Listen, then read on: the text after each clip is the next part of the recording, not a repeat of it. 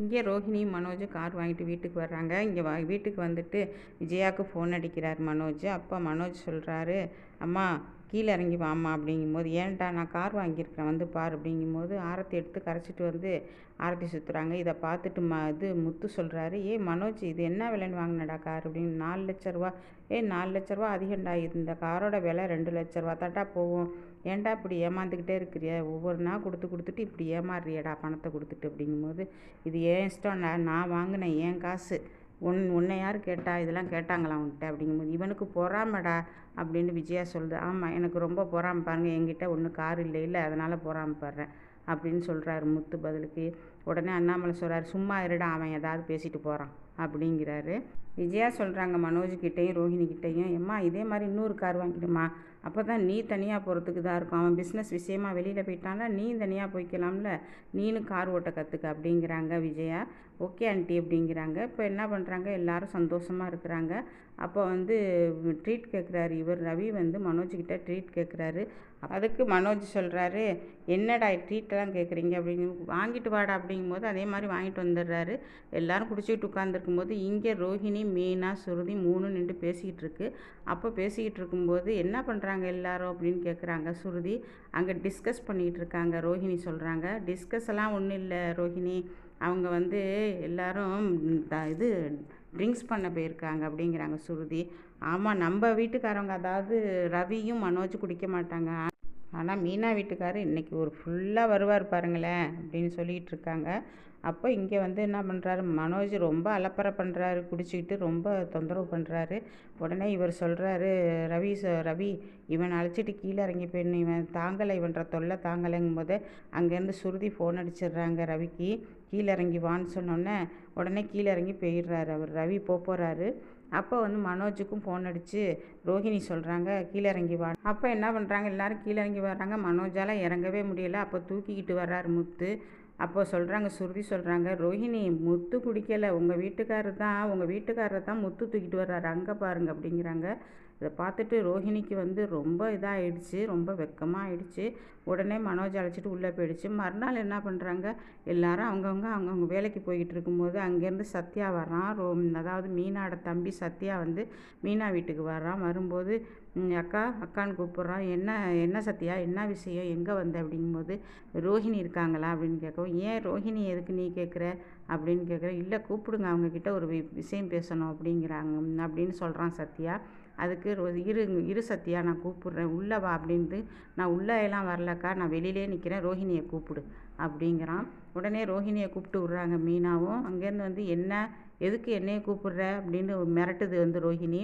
ஒன்றும் இல்லை, உங்ககிட்ட கொஞ்சம் பேசணும், வெளியே வரீங்களா அப்படிங்கும்போது, உங்ககிட்ட எனக்கு என்ன பேச்சு இருக்குது நான் பேசுகிறதுக்கு, நீ என்ன என்னையை பேசணுங்கிற, என்ன பேசணும் என்கிட்ட, கொஞ்சம் வெளியில் வரீங்களா இல்லை உள்ளே உட்காந்து பேசலாமான்னு சத்யா கேட்குறான். இதை பார்த்துட்டு விஜயா கேட்குது, என்னடா ரொம்ப திமுறா அப்படிங்கும்போது, எங்கள் காசை வாங்கிக்கிட்டு இவங்களுக்கு தான் திமுரு, அது தெரியுமா உங்களுக்கு அப்படின்னா, உங்ககிட்ட காசு வாங்கினால மருமக, அவள் எப்படிப்பட்ட கோடீஸ்வரி, அவள் போய் உங்ககிட்டயா காசு வாங்குவா அப்படின்னு விஜயா வந்து சத்யா கிட்டே கேட்குது. சத்யா என்ன சொல்கிற சத்யா அப்படின்னு மீனா கேட்குறாங்க. அக்கா உனக்கு எதுவும் புரியாது, அவங்கள வெளியில் வர சொல்லு அப்படிங்கும்போது அண்ணாமலை வர்றாரு. அண்ணாமலை வந்து, என்ன சத்யா நல்லா இருக்கியா அப்படிங்கும்போது, இருக்க மாமா அப்படின்னு சொல்லிட்டு, என்னப்பா உள்ளே வா அப்படிங்கும்போது, நான் வந்து உங்களை பார்க்க வரல மாமா, நான் பிஸ்னஸ் விஷயமா வந்தேன், இவங்க எங்கள் கம்பெனியில் வந்து 4 லட்ச ரூபா பணம் வந்து ஃபைனான்ஸ் எடுத்திருக்காங்க, அதனால் வந்து இவங்கக்கிட்ட பணம் கேட்க வந்தேன் அப்படின்னு சொல்கிறாரு. சத்யா வந்து அண்ணாமலை கிட்ட சொல்கிறாரு. என்ன ரோஹிணி வாங்கினாங்களா, எப்போ வாங்கினாங்க, அது ஒரு 6 மாதம் இருக்குமாம்மா, அப்போ தான் வாங்கினாங்க அவங்க அப்படின்னு சொல்கிறாரு.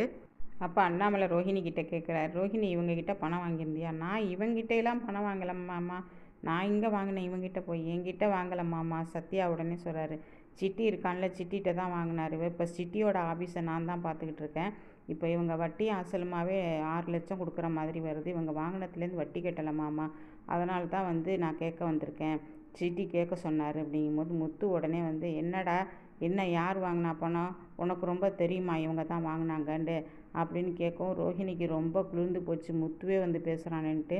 உடனே சொல்கிறாங்க, ஆமாம் முத்து, நான் இவங்ககிட்டலாம் பணம் வாங்கலை அப்படிங்கும்போது, இந்த பாருங்கன்னு சொல்லிட்டு எடுத்து காமிக்கிறாரு, ப்ரோ நோட்டு எல்லாத்தையும் எடுத்து காமிக்கிறாரு.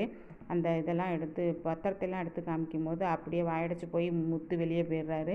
உடனே மனோஜ் வந்து எப்போ வாங்கின ரோஹிணி இவங்கள்ட்ட பணம் அப்படிங்கும்போது, நான் இவங்ககிட்டலாம் பணம் வாங்கலை அப்படின்னு சொல்லும்போது, இங்கே பாருங்கள், நீங்கள் பணம் வாங்கலைன்னா உங்கள் கையெழுத்து போட்ட பத்திரம் எங்கள்கிட்ட எப்படி இருக்கும் அப்படின்னு சொல்கிறாங்க. நீங்களே திருட்டு பசங்க, எங்கேயாவது எடுத்துருந்துருப்பீங்க, நான் வேறு இடத்துல வாங்கினதை வச்சு நீங்கள் எடுத்துருந்துருப்பீங்க. இங்கே பாரு, உனக்கு அவ்வளவுதான் மரியாதை, பணத்தை எப்போ தர அதை மட்டும் சொல்லு என்கிட்ட, வேறு ஒன்றும் வேணாம், இல்லை போலீஸ்க்கு போமா அப்படின்ட்டு சத்யா மிரட்டுறாரு. உடனே அண்ணாமலை சொல்கிறார், இருப்பா சத்யா, நான் தான் கேட்குறேன்ல அப்படிங்கிறாரு. அப்போ விஜயா சொல்லுது, இவனே பெரிய பெரிய திருட்டு பையன், இவனுக்கு ஏது காசு, நான் தான் சொன்னேனுங்க என் ஃப்ரெண்டோட சிட்டியோட காசுன்ட்டு அப்படின்னு சொல்கிறாரு. அதுக்கு ரோஹிணி சொல்கிறாங்க, நான் வாங்கவே இல்லை அங்கிள் அப்படிங்கிறாங்க. அப்போ சுருதி, ரவி எல்லாருமே நிற்கிறாங்க. அப்போ ரவி கேட்குறாரு, அப்புறம் எப்படி அண்ணி வந்து இவர் பொய் சொல்லுவார், சத்யா எப்படி பொய் சொல்லுவான் அப்படின்னு கேட்குறாரு. என்னன்னே தெரியல எனக்கு, இது வந்து நான் போட்ட கையெழுத்து பத்திரமே இல்லை. அப்போ நீங்கள் வாங்க போலீஸ் ஸ்டேஷனுக்கு, சிட்டிக்கிட்டே வச்சு கேட்போம், வரீங்களா அப்படிங்கும்போது, இல்லை இல்லை, நான் வாங்கவே இல்லை அவர்கிட்ட, நான் எதுக்கு வரணும். ஆமாம் அதானே, அவள் எதுக்கு வரணும்னு விஜயா கத்துது. இப்போ வந்து என்ன சொல்கிறாங்க, ரோஹிணி இவன் பொய் சொல்கிறாங்கிறாங்க. அப்படியா, நான் எல்லாம் ஆதாரத்தோடு வர்றேன், சிசிடிவி கேமரா எங்கள் இதில் ஆஃபீஸில் இருக்குது, அதோடு வர்றேன்னு சொல்லிட்டு இறங்கி போயிடுறாரு. அப்போ மீனா கிட்ட விஜயா கத்துது, எதுக்கு இவன்லாம் என் வீட்டுக்கு வரான் அப்படி இப்படின்னு கத்துது. நான் என்ன பண்ண முடியும் அத்தை, அவங்க வாங்கியிருக்காங்க, ரோஹிணி வந்து கடன் வாங்கியிருக்கான்னு சொல்லியிருக்கான், அதனால் வந்திருக்கான், எனக்கு தெரியாது அத்தை, இதை பற்றி என்கிட்ட எதுவும் பேசாதீங்க அப்படின்னு சொல்லிட்டு நான் வெளியே போகிறேன்ட்டு போயிடுறாங்க. உடனே விஜயா சொல்கிறாங்க, இப்போ எப்போ பார்த்தாலும் எதுலேயுமே கண்டுக்க மாட்டா, வெளியில் போயிடுவா, அவன் என்னத்தை ப்ரூஃப் கொண்டு வரான்னு பார்ப்போம் இரு ரோஹிணி அப்படிங்கிறாங்க. இங்கே ரோஹிணிக்கு வந்து வெயித்த கலக்குது. அப்போ ரோஹிணி ஒரு திட்டம் மனசுலேயே போடுறாங்க, நம்ம மனோஜ்கிட்ட ஏதாவது ஒரு பொய் சொல்லி 6 லட்ச ரூபா பணத்தை வாங்கி அவன்கிட்ட வந்து ஒப்படைச்சிடணும். நம்மள்கிட்ட தான் இப்போ வந்து பணம் இருக்குல்ல, நிறையா பணம் இருக்குல்ல, இதை வாங்கி அதை வந்து இவன்கிட்ட வந்து சத்யா கிட்ட கொடுத்துட்டு நம்மளுடைய ப்ரூஃபெல்லாம் வாங்கிடணும், இது என்றைக்கு இருந்தாலும் நமக்கு ஆபத்து தான் அப்படின்னு நினச்சிக்கிட்டே இருக்காங்க. அங்கே வந்து மனோஜ் வர்றாரு. என்ன ரோஹிணி, என்ன செய்தி, ஏன் என்ன இப்படி சொல்கிறான் அவன் சத்யா, நீ பணம் கொடுக்கணுண்டு அப்படின்னு சொல்கிறாரு. ஒன்றும் இல்லை, அது என்ன வந்தாலும் நம்ம பார்த்துக்கலாம் மனோஜ் அப்படின்னு சொல்லிட்டு ஒரு பொய்யை போடுது.